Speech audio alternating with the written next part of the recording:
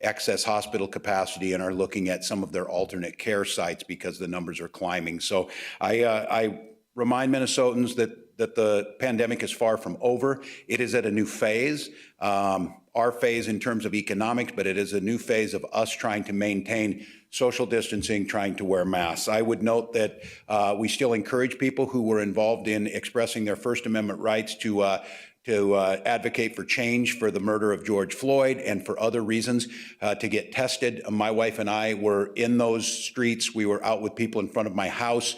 We were down at 38th in Chicago, and we were at the memorial.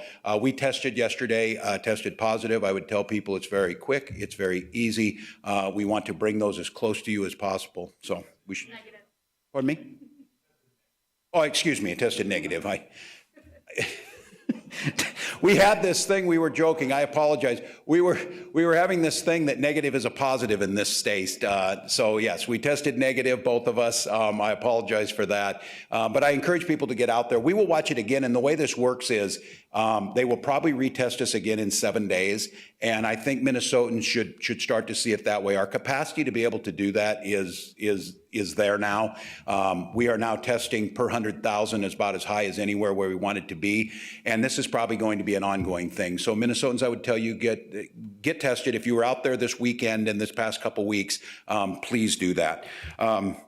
Today, I'm issuing the proclamation of calling Minnesota legislature into special session beginning Friday, June 2nd, or excuse me, June 12th. I misspeaking today.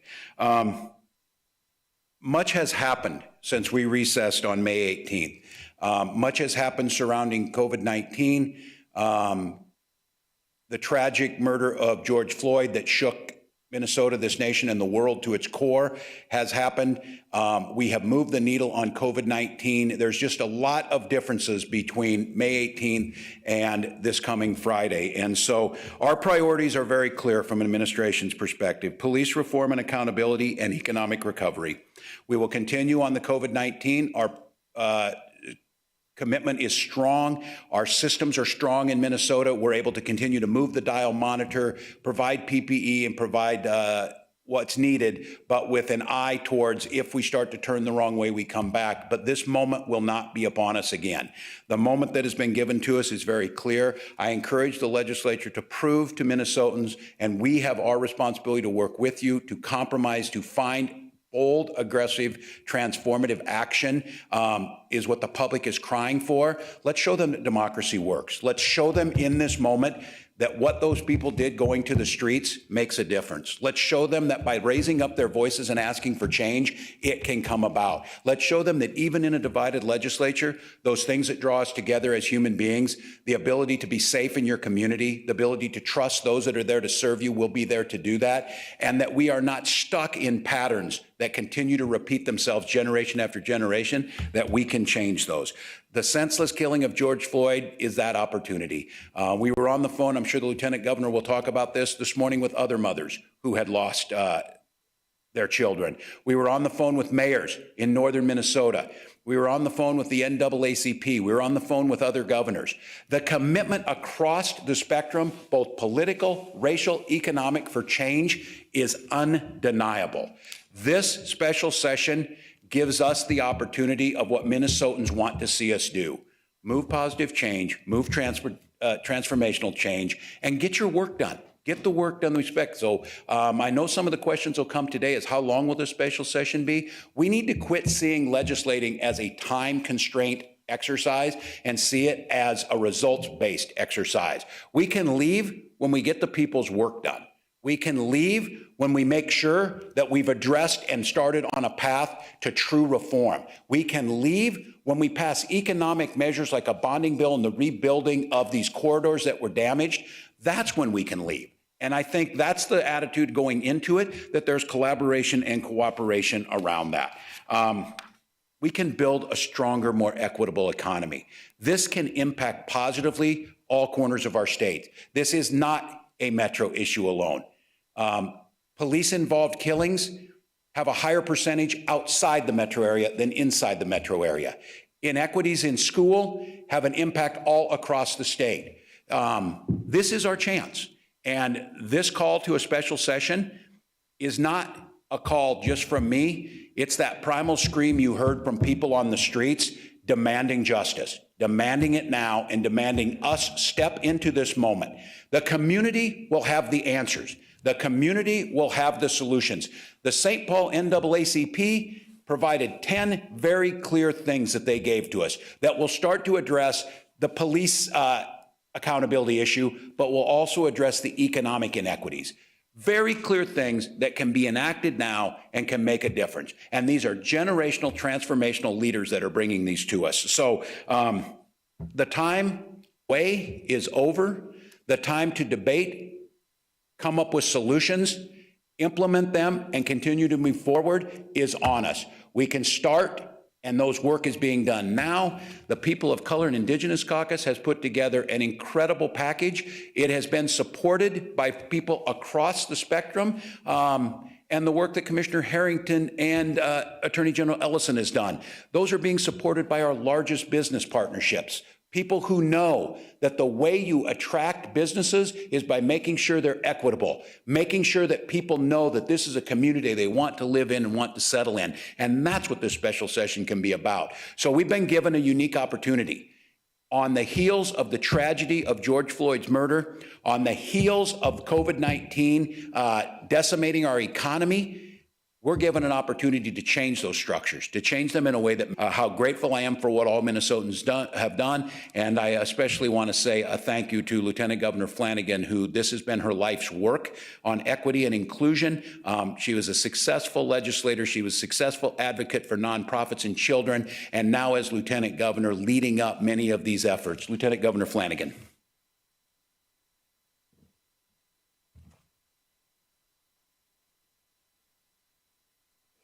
Everyone, I also was tested yesterday for COVID-19.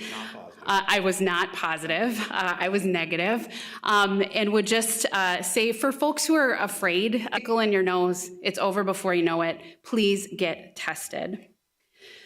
So the past months have been some of the most challenging, I think, we've experienced in this state's history for everyone.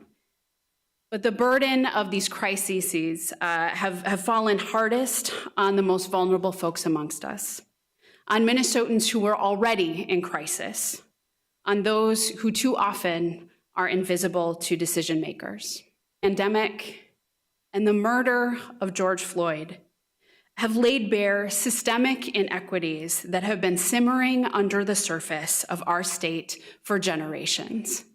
And I would argue, since the founding of the state. Minnesota is a great place to live and work and raise a family if you are white. But too often, the color of your skin or the zip code where you live determines your opportunities to thrive or even survive.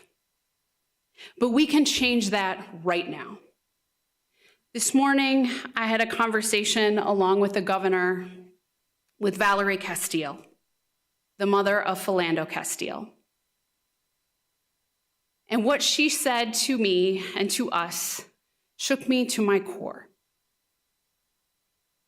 She said, God gave you Philando, but Philando wasn't enough. And now God has given you George Floyd.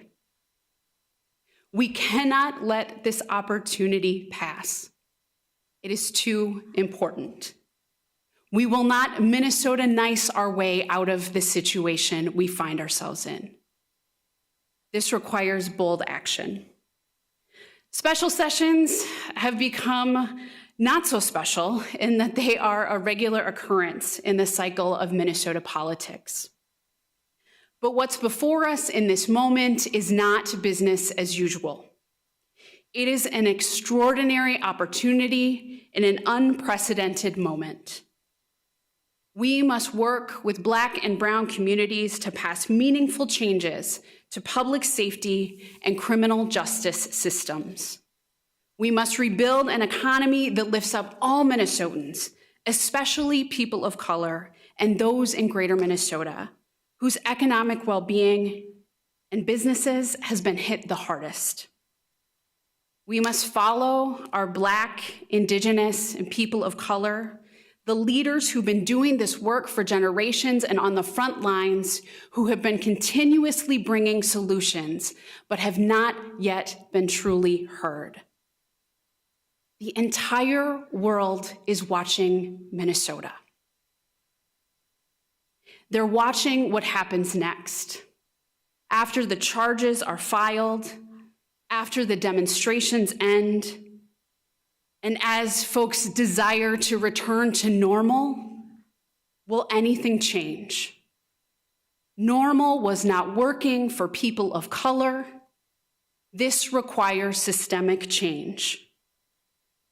And our answer must be yes, that we are ready to step into this moment, that Minnesota can be a model, and our state can show how we can listen to communities. They will be heard and seen and valued, and the solutions that come directly from them will be the solutions that we move in the legislature. Thank you.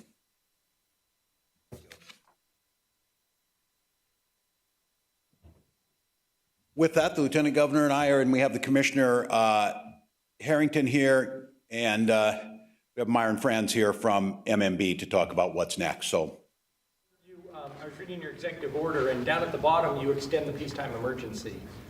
So yes. That's what triggered the session, right? Not your EO? Yes. Well, we are extending the emergency. The emergency is still upon us. And again, Minnesota law is vague on a peacetime emergency extending beyond 30 days.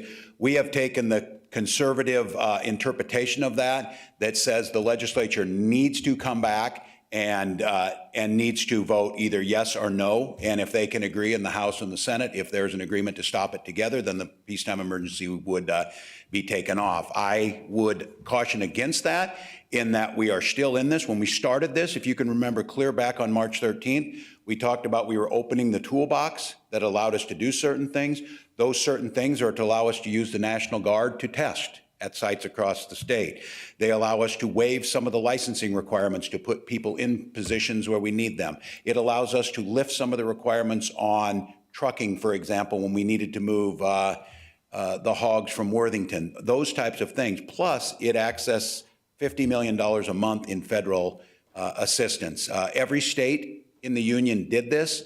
Well over 40 of them are still in this. I spoke with Midwestern governors, Republican and Democrats last night, Indiana, Ohio, Michigan, Wisconsin, and myself. All are in this situation, and all are keeping their peacetime emergencies in place because it allows procurement to move faster, because otherwise we would be back with the sealed bid process. It would take us 90 days to get masks in the regular order. And if we end up in a situation like Arizona where we need to react quickly, we think it makes sense. But that is right, and then to finish the unfinished business. Yes?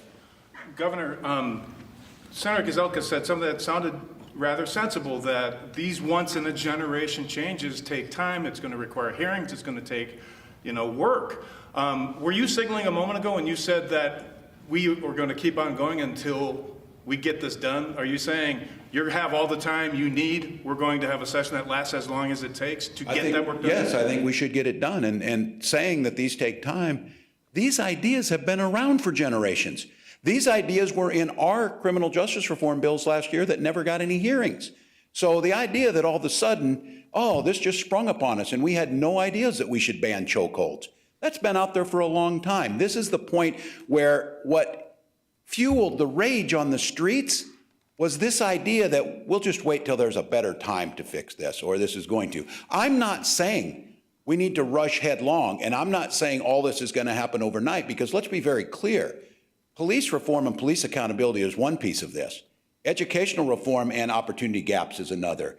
Inequities in healthcare is another. Inequities in how we do procurement in state government for people is another thing, as well as all of this other. But the idea to say that we're going to wait, why would they believe we would wait and get it done? We didn't get anything done during the regular session, and I think it grinds down. I think now What makes the legislature work is leverage, and there's leverage on the street, and we can get this right. There's smart people who have worked on these. They've worked in other towns. Commissioner Harrington himself has spent a ton of time in Camden, New Jersey, across the country, looking at different models, both in that. We're looking at different models of education. So I would encourage them, let's get as much done as we can. Let's not believe this is too hard and push it off. Tom? What do you say to the Minnesotans who say the representatives closest to them, their senators and House members, have no say in a lot of the things you're doing, especially with the economy? They feel like they've become voiceless in this process as the emergency powers continue to get extended month after month. Yeah, well, I don't think that's certainly true. That's not. And the other thing is all of the authority under the emergency that there was granted by the legislature and state law, and that has been upheld in the courts. I, more than anything, would have to tell you, and I talking to other governors, I want to figure out how we unwind and get this back to a regular order working. But the fact of the matter is, all 50 states and the national government have a situation in place that recognize the regular order will move too slow in an emergency situation. I am more than willing, and now one of the things is we've been having this conversation about the local aid, the Corona Relief Fund, and 45% of this, $667 million, I thought we should have got that out during the regular session. We are debating how that should be done. If every single decision gets drugged down in an emergency, it takes time. So I hear them. I think the legislature is a co-equal branch as a whole, and at this point in time, that toolbox, we're putting things back in that toolbox. We moved to phase 3, we're taking some of those things out, but I really worry. Just think about this. If I wouldn't extend the emergency executive order, it's $50 million in federal assistance for the month that goes away, and we would have tens of thousands of evictions start Saturday morning. There is no legislative fix being proposed to fix these things. Senator Gazelka has suggested the possibility of more than one special session. Come back and in the first one do the bonding bill, some COVID-19 funding, things that were already kind of teed up, and then adjourn, and then maybe come back a while later when there's time to deliberate more on public safety and policing. Would you be open to that kind of scenario since they I don't want to call the decide National Guard back to the streets here because I think that's what would end up happening if we don't address this. I think the sense of urgency around those, I think we can multitask. I would ask them to try and do this. I mean, those things that were teed up in the work that Commissioner Harrington did, those things that were teed up in the Posse Caucus are things that have been heard in years past. Many of them are endorsed, as I said, by the business partnership, not known as a bastion of liberalism on social issues, but they're saying these are things that bring that back. So I think, I'm listening. It may be a series of special sessions, but I would really, really encourage the legislature to not miss this opportunity. The state legislature in New York has already passed a statewide ban on chokeholds.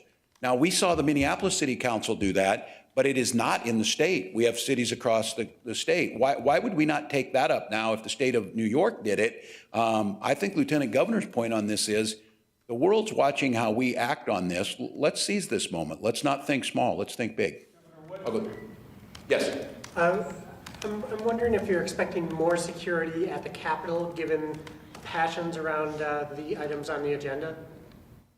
Yeah, and I know that the legislators speaking with State Patrol, Colonel Langer, they're speaking with the Historical Society. I think there will be some changes. This is always a very delicate line because if the legislature's in session, that's the people's house. The people need to be there. And I am anticipating, just by the energy that's out there, that folks will want to be on the lawn, will want to be a part of this. I think we have to strike a proper balance where their presence is felt, but we're able to carry out business both from a COVID-19 perspective and a security perspective. So we're working with them. This is one where this is a conversation amongst all of us. The legislature's thinking about how they will do their business in this mode. Can you give us specifics of what you would like to see passed in terms of some of these recommendations? And I think there are probably people listening here today who say, we've heard this before. We've heard the Justice Department be brought in to investigate the Minneapolis Police Department. This has happened again and again and again. Yeah. What I would say on that is you saw this last week, we took an unprecedented step. The Minnesota Department of Human Rights under Commissioner Lucero brought the commissioner's charge of discrimination against the Minneapolis Police Department. That charge was embraced by the city council and the mayor. They sat down and there was a list of things we wanted to see in the short run. They started doing that. That was the chokehold ban and some of those things.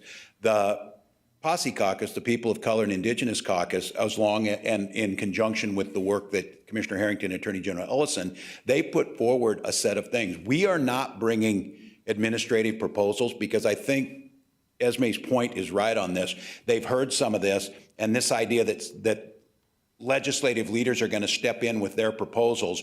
This is going to have the momentum of the community behind it, and many of those proposals that the Posse Caucus is bringing up, we're supporting that. We're supporting that slate of legislative proposals.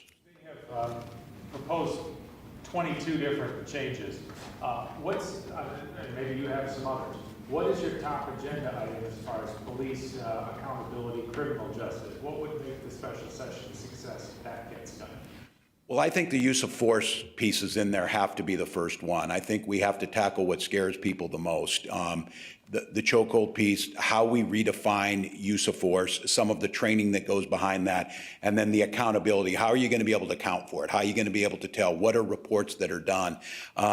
I think that physical security piece that is very real and you can feel it amongst people needs to be the start. And then the city council in Minneapolis is starting the conversation. How do we envision security in our communities? How do we envision what that's going to look like? And again, I think they've got 22 proposals because the community believes those 22 things will make it better.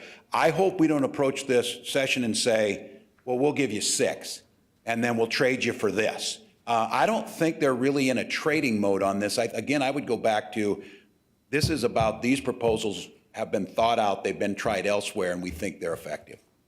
I just ask you a question. On your and Attorney General Ellison's task force that you had in the long term, wasn't one of your suggestions that the police board have more teeth in it in order to be able to get rid of officers, the problem officers? And that was last year you recommended that. Is that something that you're pushing, and is that something that needs to be done, or am I off on that? John Harrington, Commissioner of Public Safety. No, we still believe that the Post Board needs to be, like other professional regulatory boards, should have the authority to take licenses away. And we recognize that taking licenses away, whether it's suspension, revocation, or other lawful processes, is what you see in boards of medical practice and legal practice.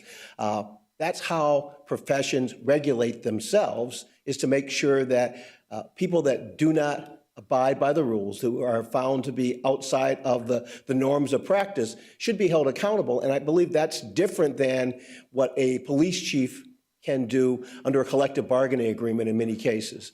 So from my perspective, the Post Board has an absolutely central role in keeping good cops good and making sure that bad cops can't practice in the state of Minnesota. That's not the way it is right now. They're not able to get rid of those. You recommended this last year. You're the most important, leaders in the state. You recommended this. It did not come last year. We hope to make this going to somehow transform the Post Board and being able to do this. Well, I think there are a lot of good reasons to be guardedly optimistic, and you know me, guardedly optimistic is probably as good as I ever get. We're in the midst of a change. The executive director at the Post Board has changed. The leadership, the chair of the Post Board has changed. I do believe that there is an appetite for change that there might not have been there before. I also think that the George Floyd murder is absolutely a moment of change for the profession. It's a moment for change for the community. It's a moment that has changed our world. And I think with that as the backdrop, the idea that those officers would have had to wait for a arbitration and grievance hearing to no longer be allowed to be police officers in the state of Minnesota did not make sense to me then. It doesn't make sense to me now. And so I believe the Post Board should have that authority and should be taking that authority seriously and using it when it's appropriate.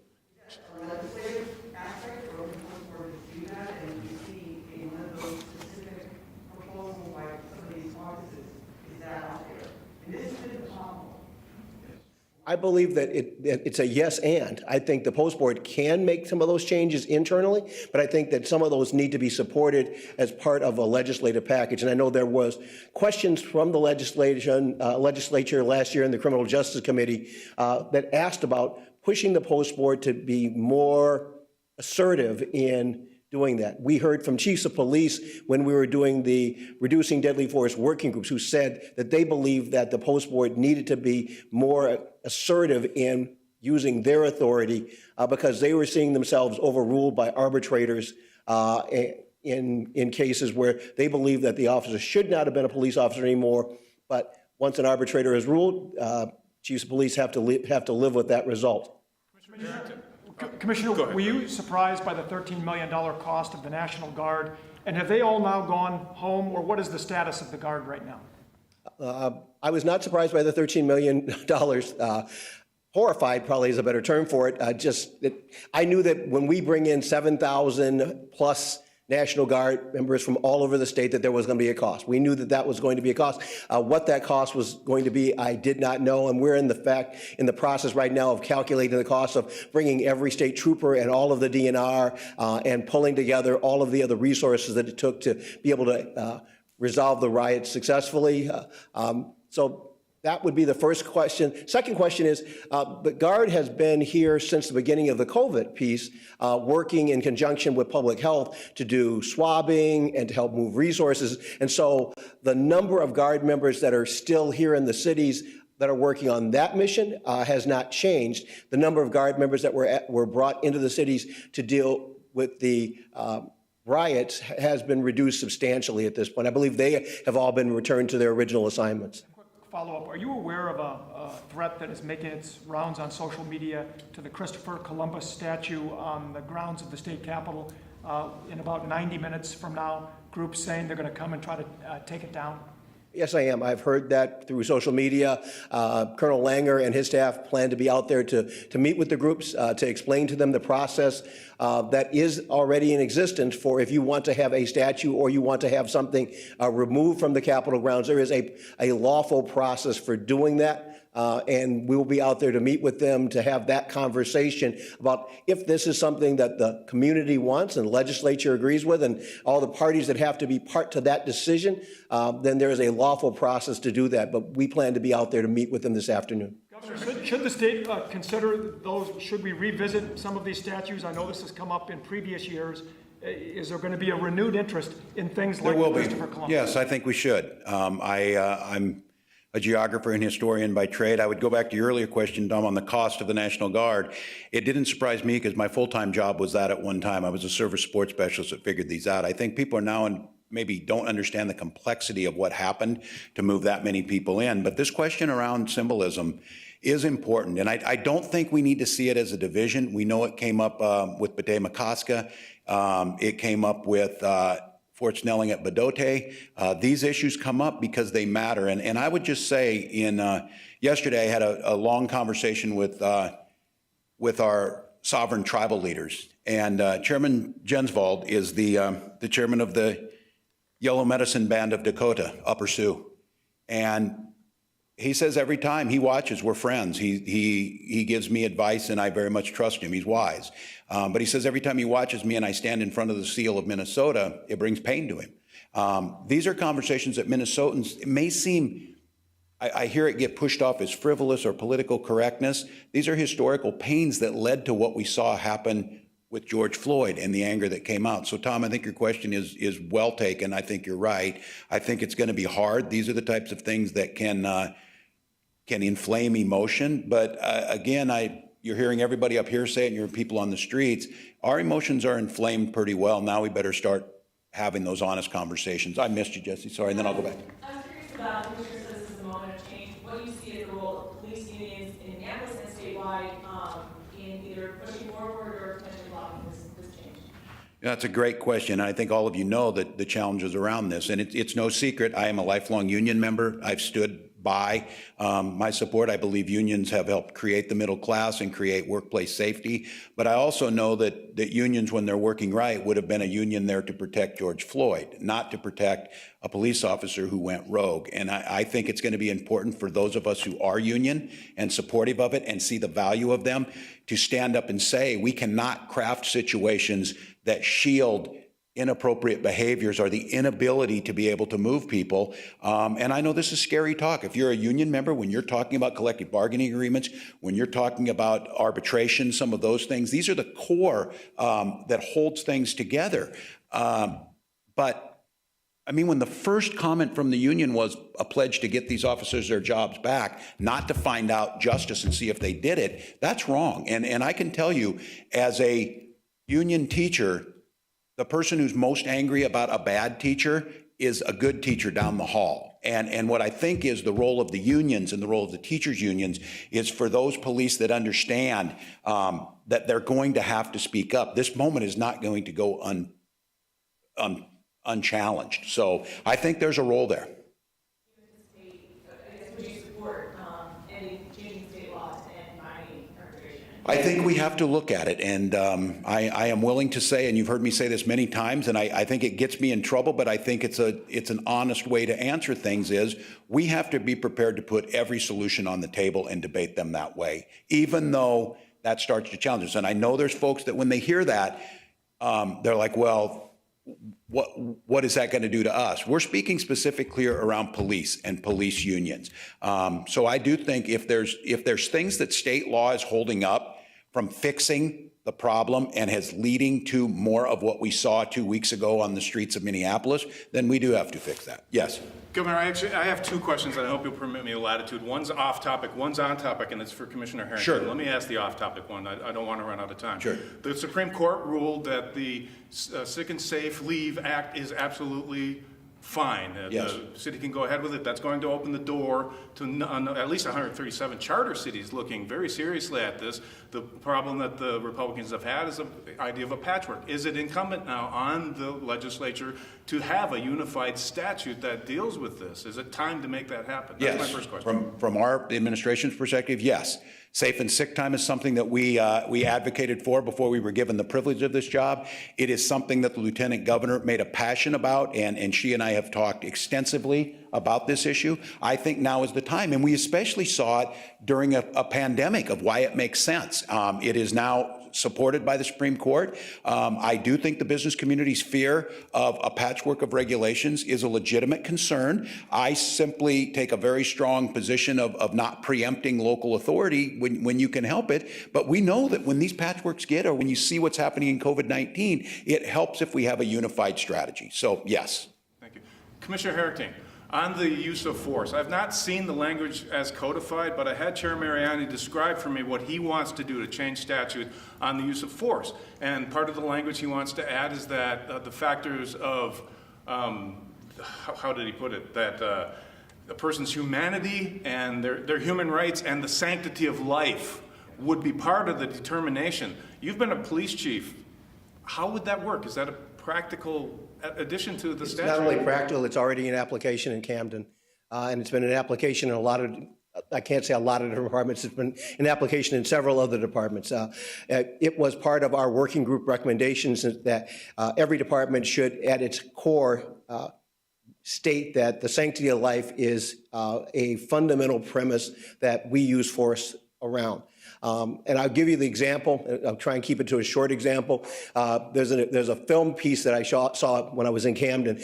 There's a man with a knife, walks into a little pizza store at night. He slashes at a couple people in the pizza store and then runs out the door. In most departments around the country, if you're within 20 feet of that, you would have ended that with a gunshot. In Camden, what they did is they surrounded him with cops, with tasers. They made sure that no members of the public could be harmed by him. They got him into a position where they could take him to the ground successfully without killing him. Because sanctity of life means that if there is any way possible to end a situation without anyone getting killed, then that's what you should do.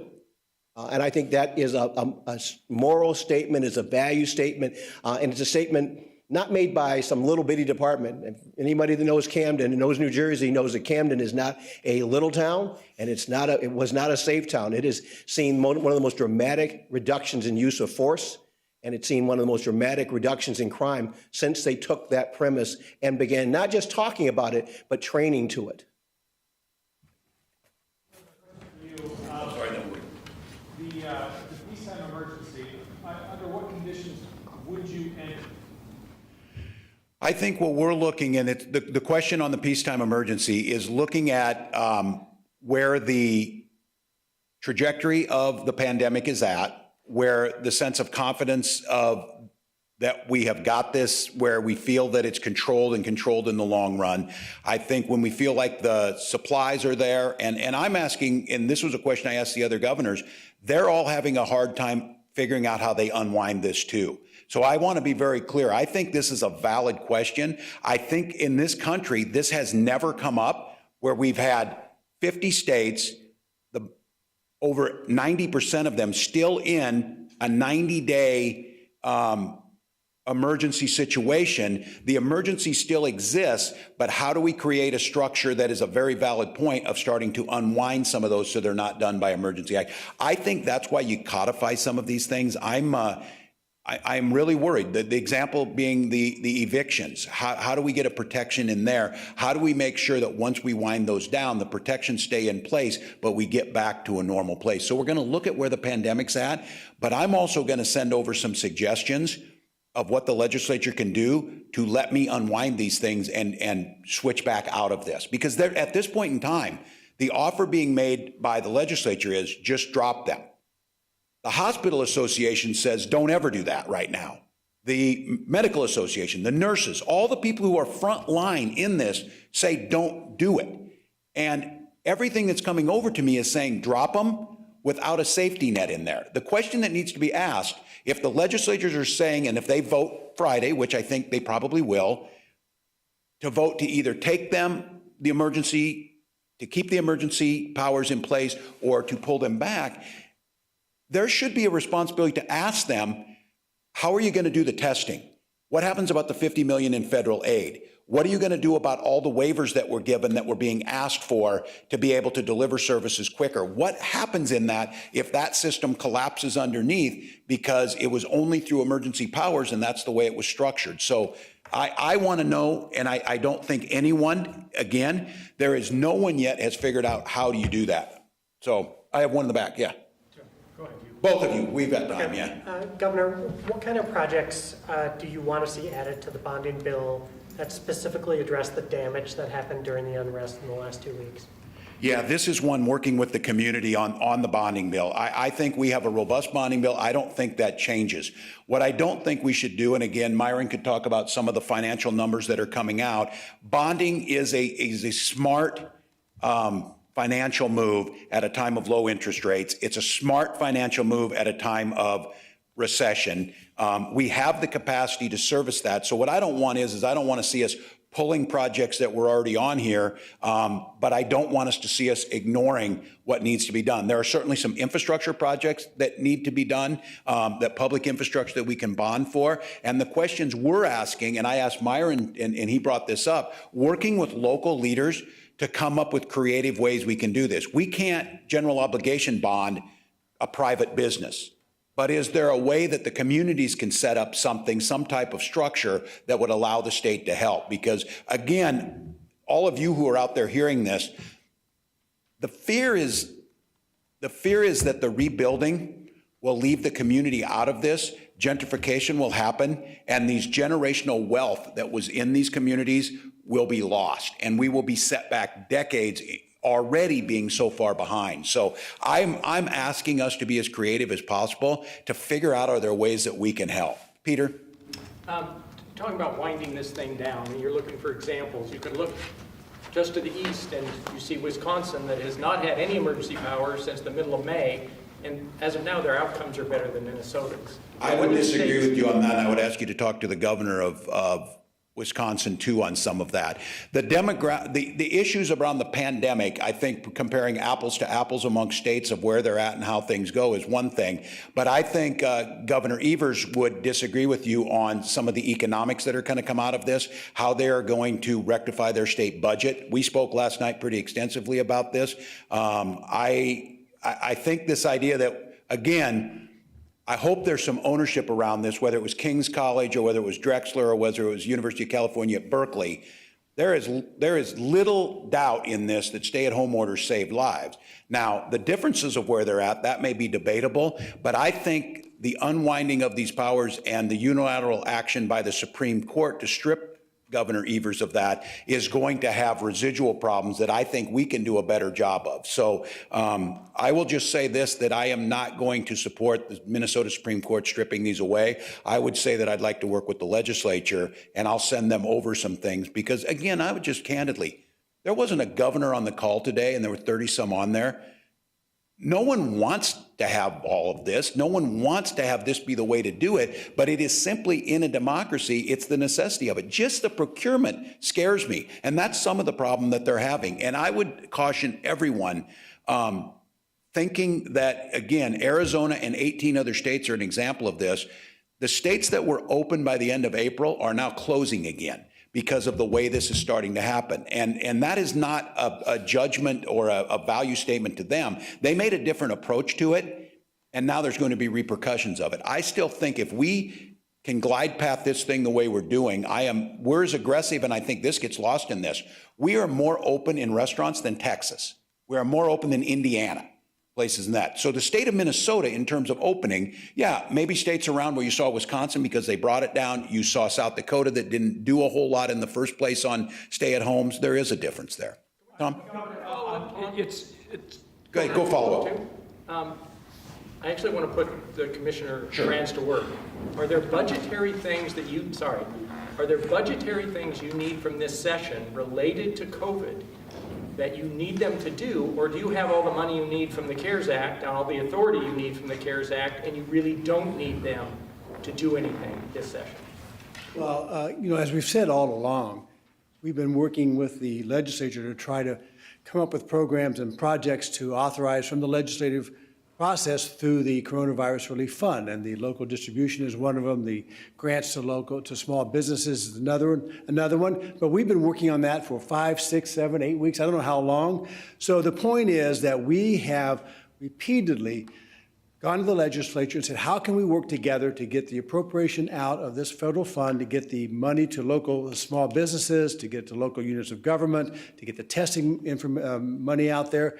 But we're at a point now that we really need the legislature to take action this coming week or next week, because we're in the middle of an emergency and the money needs to be out there now. And so there is a point that we have the authorization to spend the money through the Legislative Advisory Commission process, but we're trying to work with the legislature to use that as the primary method to get the money out.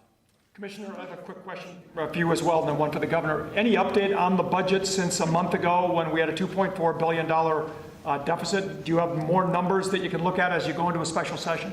I always have more numbers, right? That's my job. So as today we released the revenue report for May, and for those of you who saw it, very, very small difference in our projection on May 5th to right now. So the revenues are holding fairly close to what we thought they would when we did our budget projection update on May 5th. So that's the good news, is it seems to be, the pattern seems to be holding. Now we're seeing some erosion of the economic outlook on a negative basis. Our consultants, IHS, have downgraded the overall GDP growth to now a negative 0.8% this year for 2020. They started off in April at 5.4%. So the fact that we're holding steady with revenue is a good sign, but we're still a little early in the process. And then, Governor, a quick question for you. I realize it's only day one of phase 3, but a lot of antsy Minnesotans are wondering, looking down the road to phase 4. Yeah. Any better idea of when that might happen, a bigger capacity at a lot of these businesses? Yeah, and again, we're going to start to get some ideas what happened on Memorial Day, what happened over the last 2 weeks of being on the streets. It feels to me like this thing has plateaued. If that's the case, we want to think about some of those numbers being up. We want to think about competitive, especially youth sports, some of those camps, those types of things, and then professional sports, of how that's going to look maybe without an audience there, but certainly start to talk about that. I think we're, just like we did this last time, we're already looking at that right now. And if there's the capacity to start to see some of these numbers, I would certainly think our goal would be, as if it holds the pattern that we're in, July 4th would be one to try and get to that, or before July 4th to get there, and then that gives us an opportunity. But again, I say this, that it's going to be dependent on where the numbers are. Again, I'm looking at the economies of some of these states. The thing that's a challenge is, just because they opened up doesn't mean the businesses came back. We're still seeing that it's that trust piece of it. But our hope is right now we start working with them, start expanding. But again, when you look across the country, Minnesota is certainly in the upper half of things that are open. It's easy for us to forget that there has been no activity at all in New York until today, zero in many of these states. And again, like I said, Texas will open up 50% of indoor restaurants on the 15th of this month. July 4th or earlier? I hope so. That's my hope. You hope for earlier? Yeah, I would hope earlier if we can, to look at it. I mean, we're already here to the 12th, but I would hope if things start to hold, we should have a pretty good idea by about the 20th or so of where we're headed. Esme, yeah. I'm just asking, what do you say to the people on Lake Street and the Midway neighborhoods? When I say Lake Street, it's that huge stretch, you've been down there. Yeah. It's decimated. Yes. What's the plan? Where is all going to come from? Bonding money can be used. I mean, I think people want to hear some specifics. Well, that's where the legislature, we're going to have to figure this out. And I am not convinced bonding money can't yet. If a way to figure this out, we're asking people to be creative. But from philanthropy, from the community themselves, there's a strong desire to come back. I was down there with Chris Montana, who has Denord, the distillery, and he said he's a young guy, he's super excited when he started his business. He said he's more encouraged now to come back, but one of the cautions he gave me, and I do worry about this is where we're going to need a lot of help. He talked about how undercapitalized all these businesses were, and that it usually costs about $1 million to open a distillery. He was able to figure it out and be successful, he said, on about $60,000. So we've got some really great entrepreneurs, but I think our message has to be is, both the economics will lose in this, but the culture that was built up. There's a real fear that land will sell cheap. We will raise all the buildings and gentrification will come in and build back up, and we will lose those communities. So they're talking housing, rebuilding, and we're going to have to figure that out. If we leave those areas to their own devices, the issue on systemic racism will continue to get worse. With that, I would just say to all of you, and again to the legislature, you're coming back Friday. We got a lot of smart thinkers over there. You're close to the ground. You're hearing from people. Minnesotans and the world want to see change. We are given a gift of that opportunity in a democracy to be able to do that.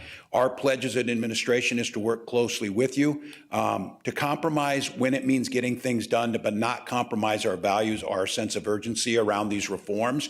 And I don't think anything happens by chance. For those maybe not familiar, Minnesota has kind of an archaic pardons board system, and we meet twice a year. And the pardon board consists of myself, the Attorney General, and the Chief Justice of the Minnesota Supreme Court. And people can apply for pardons once 10 years has passed. They can apply for a pardon extraordinaire. They can apply for a commutation, something that hasn't been given in Minnesota in 3 decades. We issue fewer pardons than almost any state in the nation. It was something along with sentencing reform. I asked the legislature to look at it last year. They didn't do it, so I used the sentencing board to make some moves there. So Friday, we will meet. I would encourage all of you, it's usually in person. It will be on Facebook Live to watch this. You will see the pain of humanity. You will see the attempts at redemption. You will see the state sovereign opportunity to grant clemency, to grant reprieve for people. It is powerful. It is heart-wrenching. You will cry when you watch some of these stories. You will be angry when you watch some of these stories. But this Friday, something for the first time in Minnesota's history is going to happen. For many, many years, there have been people that understood what happened 100 years ago this coming Monday in Duluth, Minnesota was a stain on this state. 3 black carnival workers were lynched in the city of Duluth, Minnesota, June 15, 1920. Another was arrested and sent to prison. was released after 4 years when the judge and the prosecuting attorney said there was very weak evidence about that. That gentleman's name was Max Mason. He avoided the murder of his 3 fellow workers, but Max Mason had that rape of a woman on his record. And starting years ago, there was an attempt to try and issue a posthumous pardon. Minnesota has never issued a posthumous pardon. The 3 members of the Pardons Board 6 months ago agreed that we would hear Max Mason's appeal for pardon this Friday.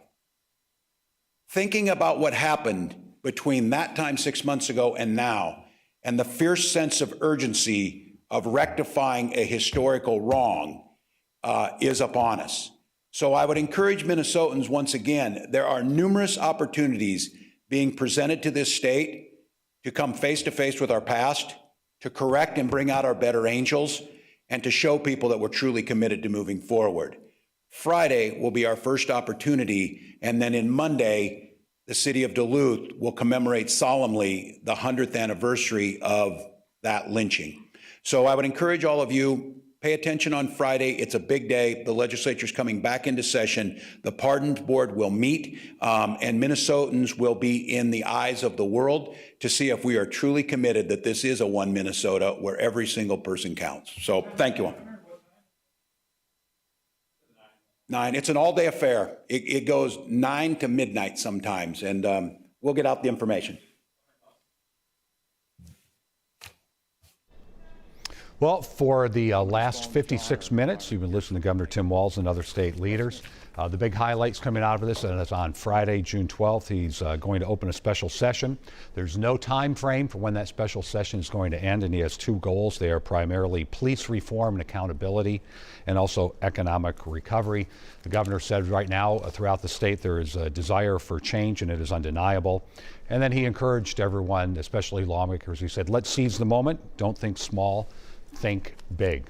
He also went ahead and mentioned today that Chief Madera Arredondo said he would withdraw from negotiations with the police union and is trying to establish some kind of investigative or warning system to deal with problem officers. Coming up, our Reg Chapman had the opportunity today to